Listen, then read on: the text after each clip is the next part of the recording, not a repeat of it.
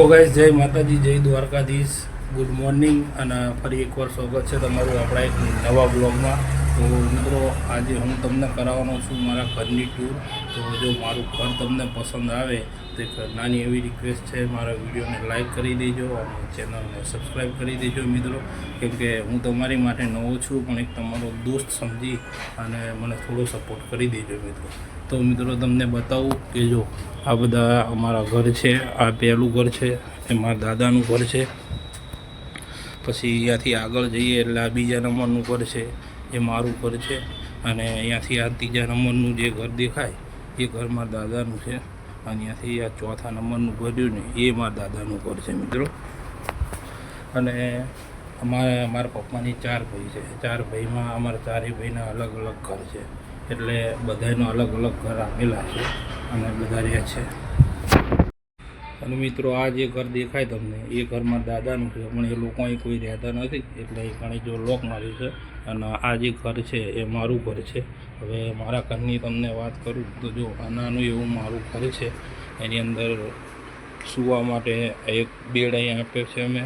પછી આ છે ઘરમાં એક નાનું એવું રસોડું કે જ્યાં અમારું જમવાનું અને એ બધું થાય છે. અહીંયાથી આ બાજુ આ છે અમારું મંદિર, જે અમારા માતાજી ને બધા બેસાડેલા છે. આ ઘરમાં નાનું એવું એક ટીવી છે, એક ફ્રીજ છે અને અહીંની પાછળ એક નાનો એવો કબાટ છે. બાકી જોઈ લો આ રીતનું અમારું નાનું એવું એક થોડું ઘર છે. એટલે તમને અમારું ઘર ગમે તો મિત્રો લાઈક કરજો, શેર કરજો અને સબસ્ક્રાઈબ કરજો અને થોડો સપોર્ટ દેખાડી દેજો મિત્રો. તો મિત્રો હું એક નાના ફેમિલીથી છું અને મારું ઘર એ થોડું નાનું એવું છે. તો આશા રાખું કે તમે બધાએ મને સાથ સહકાર અને થોડો સપોર્ટ આપજો.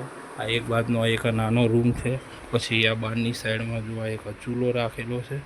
અને આ બાજુ છે આપણે નાની એવી ચોકડી, જ્યાં વાસણ કપડાં એ બધું ધોવા માટે. અને આ જે સીડી છે એ સીડીથી ઉપરની સાઈડ એક બીજો રૂમ છે.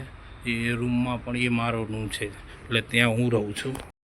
તો મિત્રો આ હતું આપણું નાનું એવું ઘર. જો તમને મારું નાનું એવું ઘર પસંદ આવ્યું હોય તો વિડીયોને લાઇક કરી દેજો, શેર કરી દેજો અને સબસ્ક્રાઈબ કરી દેજો અને સપોર્ટ કરી દેજો મિત્રો. કેમ કે હું પણ એક નાના ફેમિલીથી છું અને હું પણ ઈચ્છું છું કે યુટ્યુબથી હું થોડો વધારે ગ્રો કરું અને પછી આગળ ભવિષ્યમાં મારા માટે એક સારું એવું મકાન બનાવું અને મારા મમ્મી પપ્પાને બી સારું લાગે એવું કોઈ કાર્ય કરું. એટલે એના માટે તમે મને સપોર્ટ કરી દેજો મિત્રો, કેમ કે તમારા સપોર્ટ વગર કોઈ પણ વસ્તુ અશક્ય નથી. એટલે સપોર્ટ કરજો દિલથી, લાઈક કરજો, શેર કરજો, સબસ્ક્રાઈબ કરજો. Thank you.